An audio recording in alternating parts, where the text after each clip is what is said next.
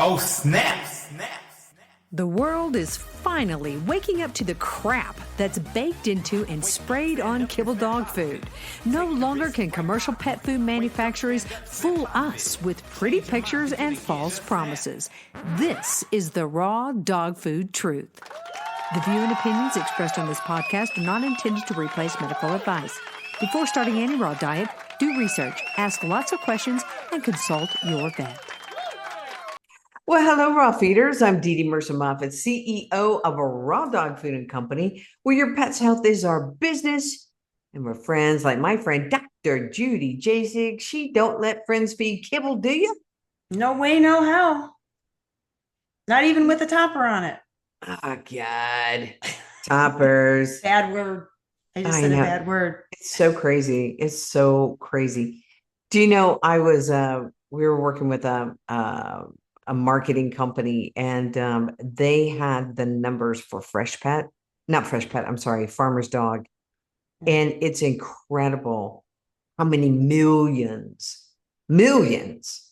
they spend on advertising, on SEO, on words, and they've stolen our words. And it's like, but it's cooked. I know. I mean, I get it that maybe cooked is better than raw, but they're presenting it in the same way that you're presenting your food. They're presenting it in a way to make it appear to the consumer that it's equal, that it's the same thing. And yeah, it's cooked, but that's just a little, safety factor or whatever. I'm not sure. I don't watch their ads. I don't know how they present it, but I know that they present those foods just because I've seen other ads for things like Rawble, which is like a raw kibble. Ridiculous. I have a raw kibble. Like, it's just, that's like an oxymoron. It's impossible. So yeah, they play on the same words and they study this stuff. I mean, who is that guy? It was like, it was Freud's like nephew or something. I can't think of the guy's name, but he was like a psychologist, and he started all this marketing, and he studied the psychology of people. And one of the things was actually how to sell drugs to physicians was part of it, how to get physicians on board. And I'm sure veterinarians too, with selling drugs and how to get them on board and what words to use. It's like you said, it's just certain keywords, and they have studied this psychology. They know exactly what to say. And it's just, it's sick. It's all marketing and profit. And it's just making pets sicker. And, companies like yours has to try to, outcompete these companies with all these, private equity firms and billions of dollars behind them, where they can do Super Bowl ads and all this stuff. And it works, because I tell you, there's so many people coming in feeding things like Farmer's Dog, because they see the ads. They got the ads out there. And well, I used to tell people, people ask me like what food to feed. I'm like, well, whatever you do, don't feed anything that has an ad on TV. You see an ad on TV, don't feed it, because they're putting all their money into advertising. And I think that's still true. But now you got Farmer's Dog.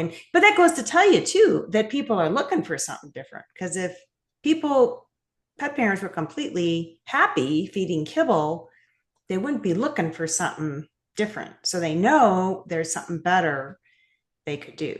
They're just, getting sold a bill of goods on something that's not really much better.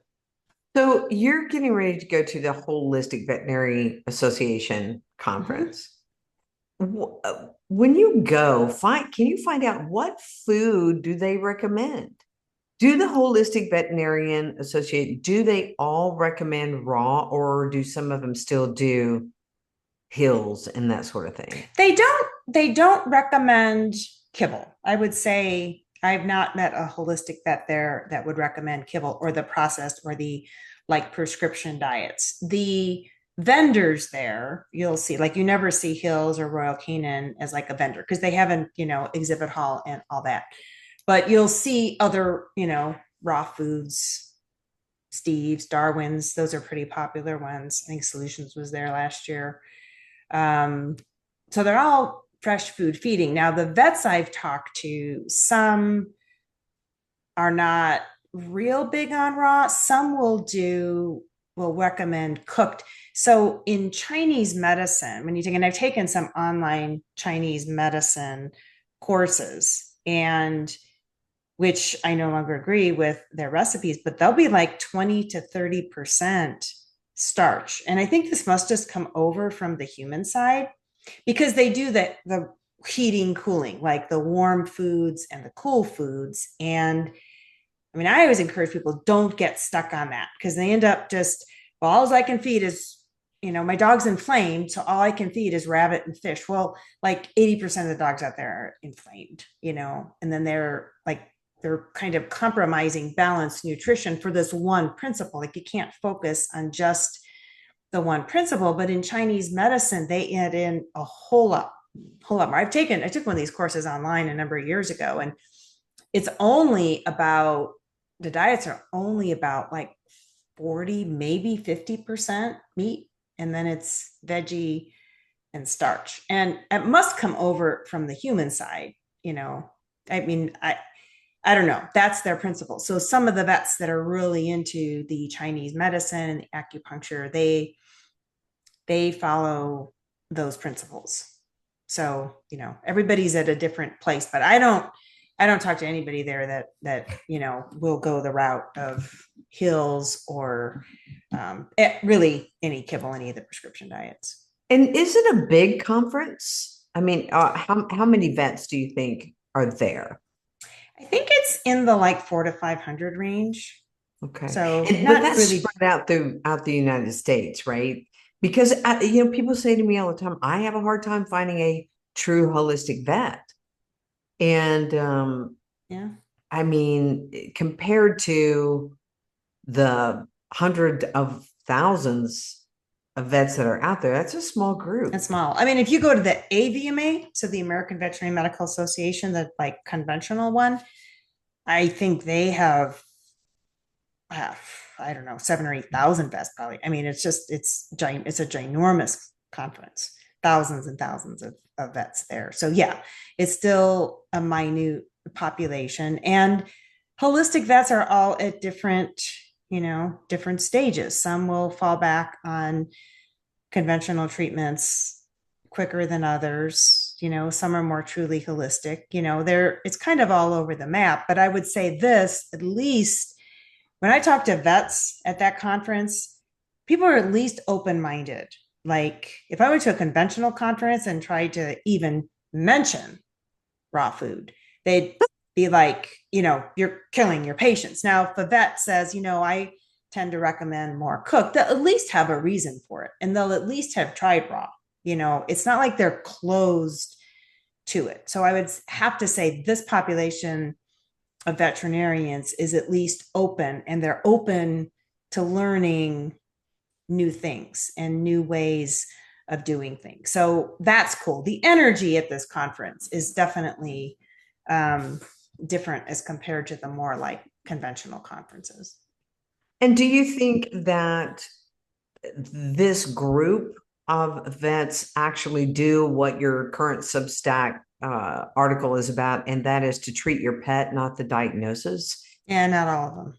No, because there's a big push for some of them, like this VDI lab. I don't know, are you familiar with them? They do a lot. They started out doing like nutritional testing. They were doing like vitamin D, and they do this like cancer screen where they're basically just testing for inflammatory markers, like it's CRP and thymidine kinase. So they would test for the CRP, which is C-reactive protein, and thymidine kinase and vitamin D.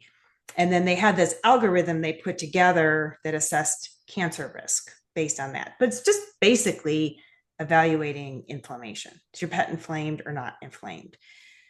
So they started there. Now they're doing all of this nutrition testing. And in my opinion, as I wrote in my last Substack, I think vets are looking way too much at the testing. And a lot of holistic vets, I think, are still looking way too much at the testing. And it's a great income source.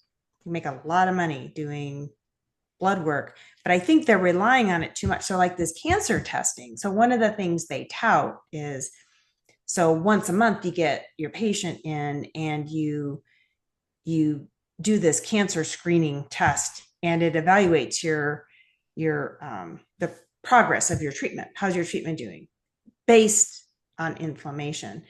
And I tried this for a while because I talked to them at this conference one time and started doing some of their testing, and I didn't see it match up because I had patients that like looked like they were doing well, like did not seem like cancer was progressing, and some of these inflammatory markers would be high, and then sometimes the test would come back great, and then a few weeks later their cancer's back. So I was not seeing good correlation. And as time has gone on, because I'm always morphing how I practice. I mean, that's just what we do as a practitioner. It's practice. You're learning as you go.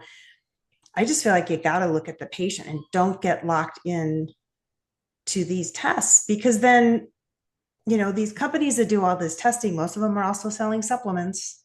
So they test and they sell supplements, and they test and they sell supplements. And then I think the vets just get away from this. Well, what's actually going on with the pet? How are they doing? What if, so they got a low vitamin D, how about we add in a little extra fat? And because it's a fat soluble vitamin, maybe it needs vitamin D, and maybe it's low in vitamin A too, but they're not testing for that one, but they're only supplementing, the vitamin D. And so, yeah, I think they need to get, but everybody's at different levels. So, I can't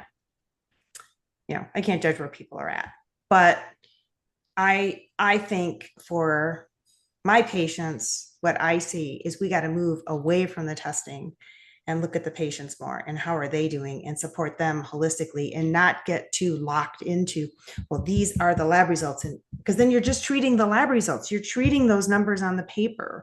You're not treating the pet and what's based on the pet, and the outcome of your treatment is based on how those numbers are changing, not on how the pet's doing. And I really think we need to move away from that, because there's more testing now than there ever was. There's so many new tests coming out all the time, and pets are getting sicker. So, what does that tell you?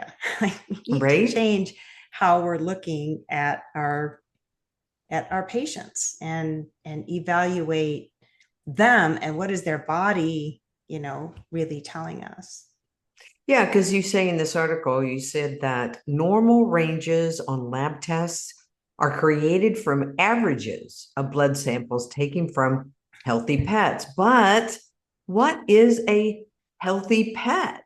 So what is a healthy pet, Dr. Jasek? Right. What if they're doing normals from a beagle raised in a research colony? They've got certain strains of dogs that are bred to do research. This is very sad, very tragic, but this does happen. It's not just an Anthony Fauci thing. It actually does happen, where they have breeding lines that have certain genetics for doing research, and generations of these dogs just kind of stay in the lab and they do research. So if they're going to test a bunch of those dogs, that's not the same. Those aren't the same normals as your dog out running around in the real life world.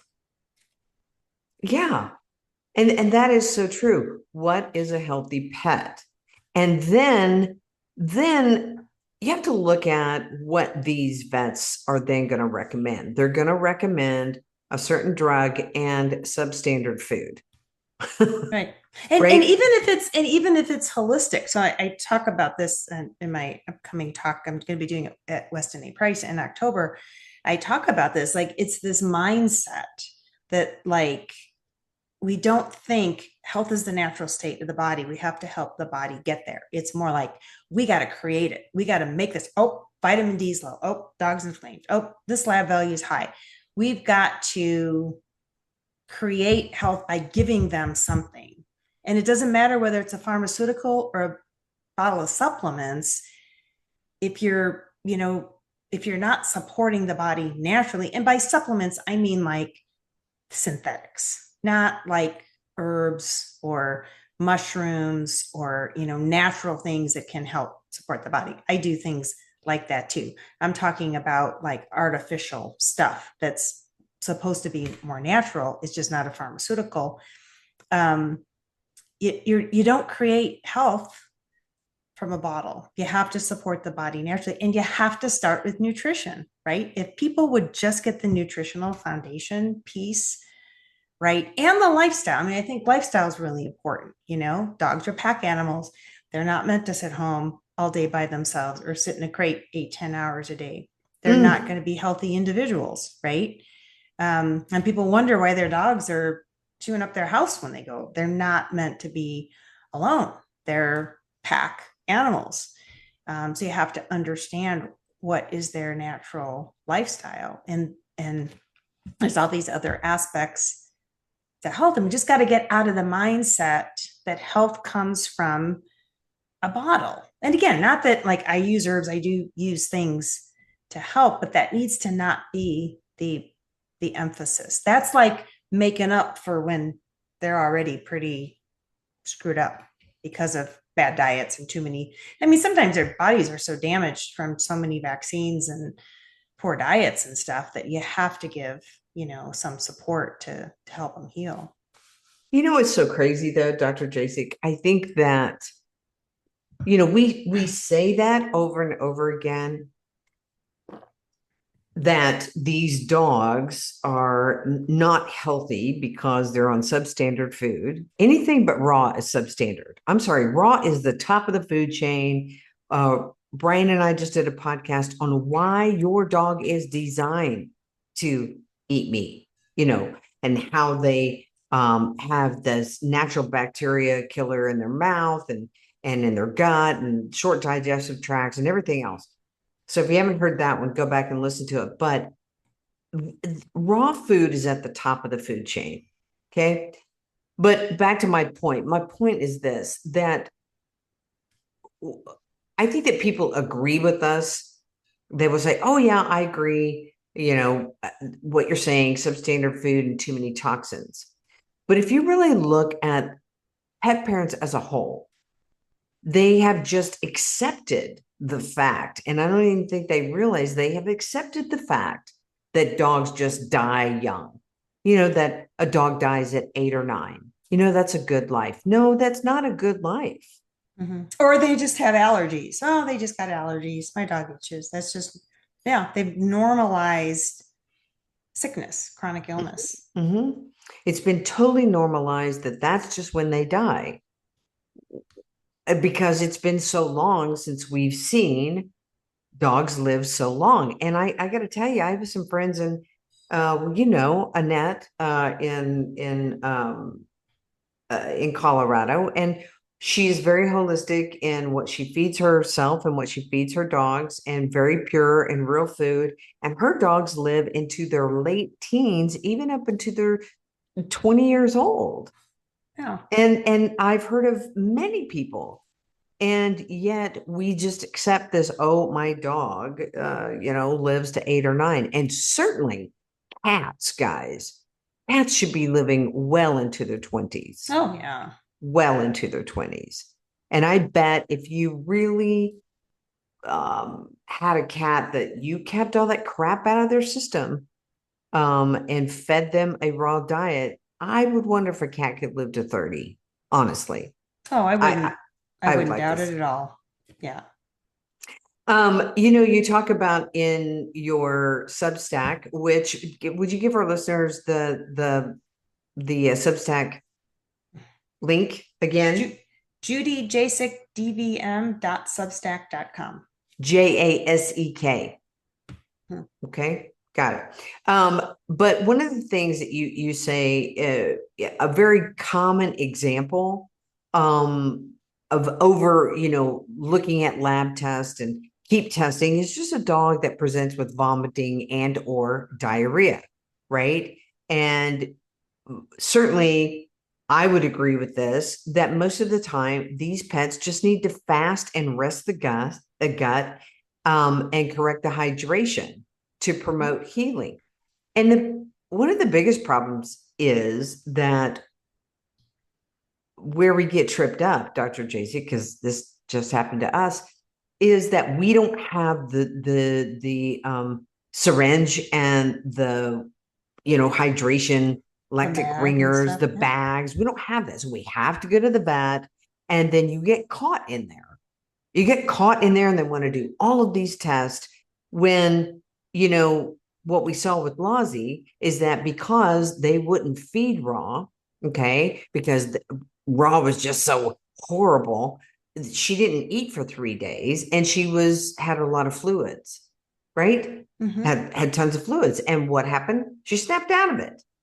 Even after the liver enzymes or the electrolytes, all that kind of stuff were abnormal, just like what you talk about in your Substack. And you say, this is not, when there is digestive upset going on, the kidney values and the liver values are going to be abnormal. That doesn't necessarily mean they have chronic disease. Right. It's the organs. It's like it's the organs working. Those organs have a job to do when the body's sick, and it's part of the healing process. It just means, I think, when they're in the quote unquote normal range, those organs are very just kind of quiescent. They're just quiet. They're not doing anything. But as soon as there's anything, any vomiting, diarrhea, anything going on in the digestive tract, those liver enzymes are going up right away because the liver's working. The liver is trying to detox. The liver is trying to help resolve what's going. And the same with the kidneys. Those are your two main detoxification organs. So say a dog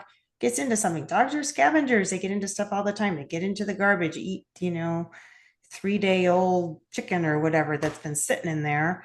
That their body's going to react to that. Their body just has to process it. So how does their body best process it? You let the body rest and you let it fast so that it's not working to digest. Because when you fast, it allows the digestive tract to just get all the crap out of there. There might be diarrhea shooting out, but that's how it cleanses. And if you keep putting more stuff in, then you're making it continue to work to digest more food. But if you just let it push everything out, and even if it's coming out both ends, just give it a couple of days, keep them hydrated. That's the key, though. They do need the hydration, and sometimes they need supplemental fluids. And then usually in 48 to 72 hours, most cases, they'll be fine. Yeah. It is worth a try. It is worth a try to do that than to shove a bunch of stuff into their body that just makes them worse. Right. So, again, this Substack is called Treat Your Pet, Not the Diagnosis. You can find that at Judy Jasek DVM at substack.com. I figured out that all I had to do was look at the top, Dr. Jasek, and figure out it's got the link there. So now I know it. Now I know it. Life's about learning, DeDe. I know it is. We're always learning more stuff. Yeah. So you are going to be speaking at the Weston A. Price Foundation in Salt Lake City. So I think that is so incredible. Can people come see you there? If they can, and do they just need to get tickets, or how does one? They just need to come see the conference. They can go to it's Weston A. Price Foundation.org, I think. WestonAPrice.org. WestonAPrice.org. Yeah, they just go there, and there'll be lots of information. It's October 18, 19, and 20. Yep, it's 17th through the 19th. Or 17th and 19th. I was close. Yeah. I want to make sure you get there on time. Yeah. I'll check in with you before I go. Yeah, so this is so cool. So that's another conference that you're going to be at, and that is very exciting. Do you have an idea where you are in the lineup yet? Oh, yeah, I'm on there. If you go to the conference and you go to speakers, I'm speaking on Saturday. It's Friday, Saturday, Sunday. So I'm speaking on Saturday afternoon. Lots of people that we've talked about are also there speaking, like Dr. Cowan, Dr. Kaufman, Sam and Mark Bailey are going to be there. The Bigglesons are going to be there. Are they? Same old crew. That is so wild. That is going to be very, very cool. And you'll get to meet all those guys. Yeah, I'm looking at it right now. Sam and Mark Bailey. Wow. Maybe I need to go. When is it? It's coming up. This October. Yeah. Just like a month and a half away. Yeah, So it is. I may not be able to get that there. That may not work. But what's really cool too is this is the first time they've had a speaker that's talked about animal care. It's like they talk a lot about natural health, and they're big promoters of eating healthy and raw food and raw milk, all that. Eating a high fat diet and all this stuff for people. And this is the first time they've had a speaker that's really been just focused on animal health. So it's really exciting that they're kind of bringing that into the conference. So yeah, absolutely. You know, one of your people that you really like, Dr. Lee Merritt's also going to be there. So you get to meet her. Yeah, that's going to be, how fun is that going to be? What a great conference. I'm very honored to be asked to speak there. And I honestly, I think I stand a chance of having more impact talking to like the general population and kind of inspiring them to have a different attitude about pet care than trying to educate veterinarians, because veterinarians are so indoctrinated. And I really think the way to make a difference is to change the demand. And my talk is actually going to be about quit calling the vet for every little thing and empowering people to take better care of their pets. Because I think if people were more educated and had more confidence to take care of their pets, and they're not running to the vet for every little thing, then they're not going to be scared into unnecessary medications. They're not going to be scared about raw feeding, because they're going to be looking at their pet. Well, look at my pet. My dog's 15 years old and it's looking great. So why would I believe that I'm doing anything wrong? So that's kind of for the sake of the animals. I think what I'm going to be doing is empowering people to take more control of their pet's health and get out of this mindset that a healthy pet, a healthy animal is created by the veterinarian, because that's what the veterinarian profession would like people to believe, right? How do you keep your pet healthy? Take them to the vet every year. What do? They pump them full of vaccines and then put them on these preventatives. And it's the same with livestock and farm animals too, you know? Well, so Dr. Kaufman's going to talk about the death of the virus paradigm. And then you've got Samantha Bailey talking about the truth about Lyme disease. Both of those very much in the pet world as well. Oh yeah, absolutely. Oh, absolutely. There'd be a lot of crossover. Yeah. I mean, I don't know what the opportunities would be to meet some of these folks, but that would be fun. Well, you just run up on the stage. Hi, I want to meet you. Hi, how are you? Nice to meet you. Well, surely you're one of them. They're going to meet you. Yeah. You're going to meet them. And I got a little booth there too. Like we can have a booth. So I'm just going to have some handouts and stuff, some educational stuff for people. Oh, that's so awesome. That is so awesome. I love that. One last thing I want to talk about before we go today is how you feel about Ozempic for pets. Yeah. Oh yeah. Let's just give them a weight loss drug, because it's worked so well in people. I know if listeners are not familiar with Ozempic, it's been already touted as having a whole host of side effects in humans. And then I saw this thing about Ozempup, like they were talking about bringing it out for pets, and it's a weight loss drug. So it's a cop out. I mean, it's like, so on the human side, instead of teaching people how to eat well, eat appropriately, they say, no, just keep eating at McDonald's, 5 times a day. Here's just a drug that'll help keep you from gaining weight. And now they're proposing the same thing for pets. So then people don't have to think about the diet. They can just keep feeding whatever they're feeding their pets overweight. Oh, they just have an Ozempic or an Ozempup deficiency. That's why they're overweight. There's nothing to do with the diet. Well, here's the danger I see, besides a lot, but one of them is, when you talk about people, the humans that are on the Ozempic, right? And they just don't have a desire to eat, right? But they know when they're getting too skinny and they force themselves to eat. Now, I don't think that you could do that to a dog. Yeah, I don't know. Seems like it'd be very hard to convince a dog that they don't want to eat, but I I don't know. mean, But yeah, that's yeah, you can't force them. Yeah, right. You couldn't just force them to eat. You'd have to like back off on the drug.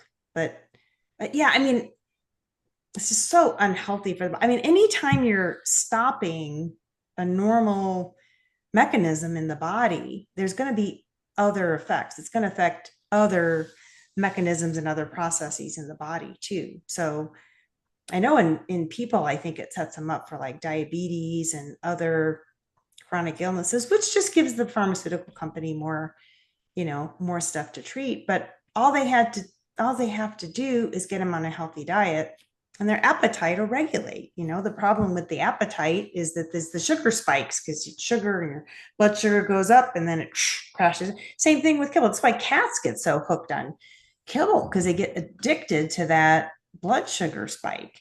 And people are like, well, I have to leave food in my bowl for my cat or it'll drive me crazy. Because, yeah, they want their sugar fix. But if you get them off of that and feed them a meat based diet and then their blood sugar stays stable, do that for sometimes just a few days and then they start feeling better. And then I hear that all the time. This hunger urgency goes away and then they just maintain a healthy body weight. how your cats doing, by the way. They're doing good. They're settling in. We see them out wandering around now, hunting. I think they were a little freaked out at first because, I mean, the poor things, I gather them up, I put them in the carrier, they go for a 3-hour car ride, and then they're in some completely strange place. They're like, where are we? So it took a little bit. So for a while, I'd go on evening walks. I'd go out in the evening and I'd walk, and they'd kind of follow me and look around. And now I see them out, hunting and stuff and doing their cat thing. So they figured out they got, mice and birds and bugs and all that stuff to chase here too. Are you going to get chickens at this new place? I don't know yet, like maybe, I mean, we got chickens originally, well, because we wanted to have more of our own food. When we were in Colorado, like it was hard to find like really natural, homegrown, organic food. It was all over the place here. And like everybody and their grandma sells eggs. Oh yeah. You go to the farmer's market, any farmer's market, half dozen people are selling eggs. I mean, there's lots of sources of healthy food. I go to the farmer's market here in Cookeville. It's like 20 minutes away on Saturday morning. And there's like 3 or 4 providers there that are just like everything's organic and it's all locally grown and produce. In the farmer's market, like you have to be either in the county where Cookeville is or in a neighboring county. Like you can't ship in food or anything like that. So it's all just local stuff. It's just very easy to find organic food. So that was one of the reasons that, I wanted chickens, because I just wanted to know I was getting where my food was coming from. So I don't know. I mean, right now we moved in and we're busy this fall, and this isn't the time of year to really get chickens because you're just going to get into winter then. So kind of reevaluate in the spring. I enjoyed having them. I mean, they were fun to have for sure. But we're thinking about, what other things might I want to do with my business. And so maybe just focusing on some of that stuff and, figuring it out. But it is not hard to find local, even pasture raised. Lots of people have pasture raised eggs. So that's awesome. That's awesome. Well, you guys, you can work with Dr. Judy Jasek. All you have to do is go to ahavet.com, ahavet.com. Remember, you could see and meet and listen to Dr. Judy Jasek live in Salt Lake City, October 17th and through the 19th. they cook lots of like healthy food. So Weston A. Price is really into nutrition. The president, Sally Fallon, has actually written cookbooks about, it's like nourishing traditions. It's like healthy eating. And they actually have, like, if you buy the conference ticket, the meals that they serve there are all like really healthy, locally grown food. So they really promote that. So I'm excited. I've never been to the conference, so I'm excited about just going to the conference. I bet that is going to be great. I wish I could be there. This October is probably not going to work for me, but Next year. maybe Yeah. it might. I don't know. I don't know. I would love to see all those folks and certainly listen to you speak. And I know you're going to do a great job. Are you nervous? Yeah. Yeah. You are? I've never done a talk like this before, actually.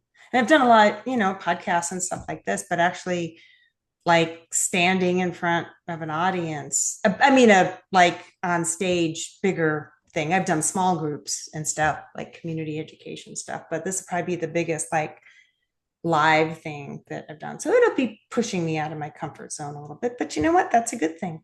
It is. I've been in front of massively large groups, right? I know So you have. back in my speaking career, certainly singing for, the NBA and the Yankees and all that kind of stuff.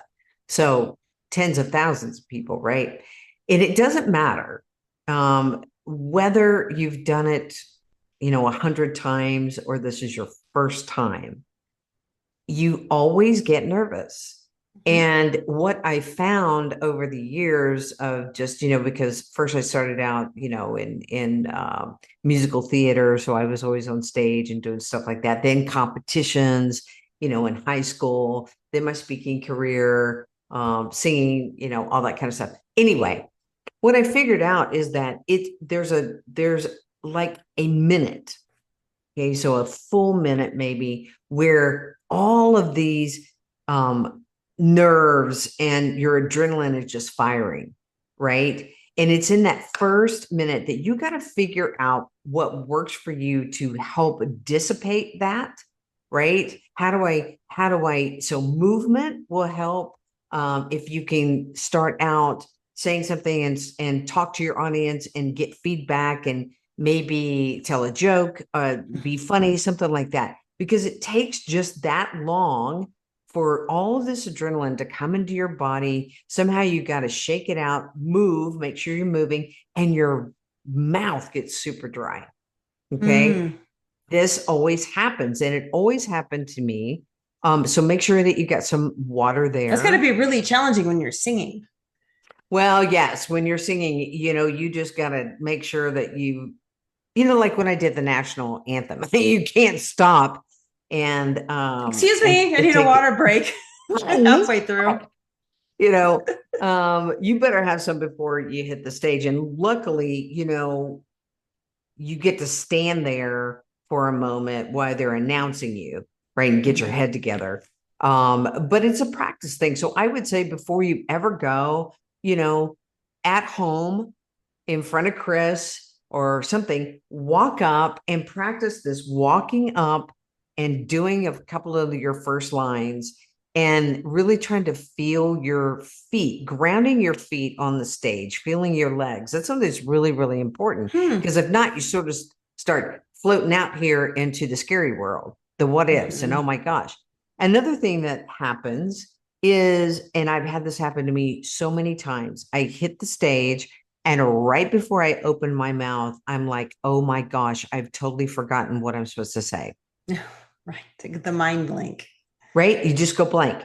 So if you do, just start talking about anything and then it will come back. Most of the time you'll remember. But I'm going to have slides, so that'll help. You're going to be fine. So they kind of wanted us to do like a slide presentation. So I've got slides with pictures of animals and all this stuff. So that'll help, with that part. But I think coming up with like an icebreaker, how many y'all got animals or something like that, just something like that to kind of engage with the audience a little bit before. I think that's a good idea. That would help me relax. Yeah. And it's all about transitions, right? Because you're taking somebody on a journey and you don't want a weird transition where it's like, wait, what? And you're going in another direction. Yeah. Right. So it's all about transitions. But yeah, I think I'd much rather teach it these days on than do it myself. Well, you already gave a lot of pointers, so you'd be good at it.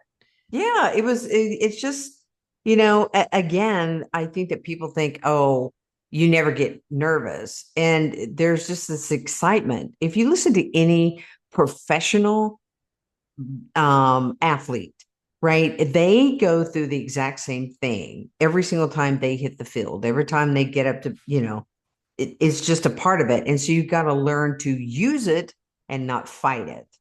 And yeah, I've even fallen down on my knees in a dress on stage in front of, I think there were like 5,000 people. Oh my gosh. Like because you I literally fell, like tripped?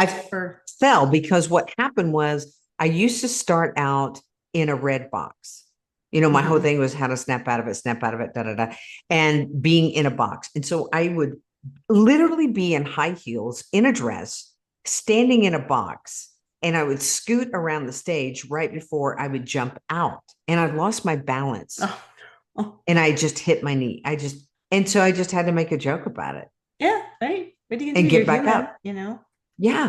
And it's so funny if you show your human side and they just laugh right with you. And then that draws them in because they're like, oh, she's a real person. Yeah. Yeah, exactly. Yeah. And I think this place, people are coming for the information because like all these other like doctors and stuff, like they're not there as like professional speakers. I mean, a lot of them have been speaking, but they're professionals with a message to share. Right. And so it's not like you're in the world of like professionally trained speakers. I don't think it's just people that got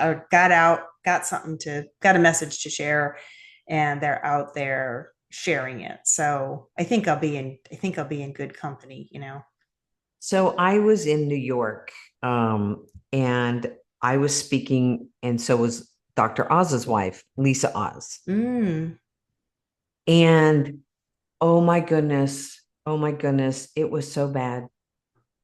It was so bad because she was so afraid. She was so afraid. And so she literally just read her slides. And it made everybody so uncomfortable. She's such a beautiful, kind, wonderful human being. But she really didn't. It was when she published, I can't remember what book it was. And it's been many years ago now. But oh my goodness. So as long as you engage, but she was reading her slides and everybody just got lost. They were just like, they wanted to see I've been to lectures like that. And I think because from doctors that they're not trained speakers, but they've got, research, or they've got a topic they want to talk on. So they have their slides and they just stand up there and read their slides. And it's like, it's so boring. I mean, just send me a printout of your slides, like if you're going to be speaking, you got to engage, a little bit. Yeah. A little bit more. So throwing in some questions, throw in those questions. I think that's always great to get that audience participation. But anyway, that's my 2 cents worth. All right. Well, thank you. Appreciate being the speaking coach. Yeah. I'll send you a bill. It'd be in the mail. No worries. All right, everybody, get your dog on a species appropriate diet. Oh my gosh. Don't cook their food. Why are you cooking their food? Get them on the top of the food chain. Get them on the food that they were created to eat. Look in National Geographic and you don't see the wolves out there with little kebab spears cooking their elk on the fire.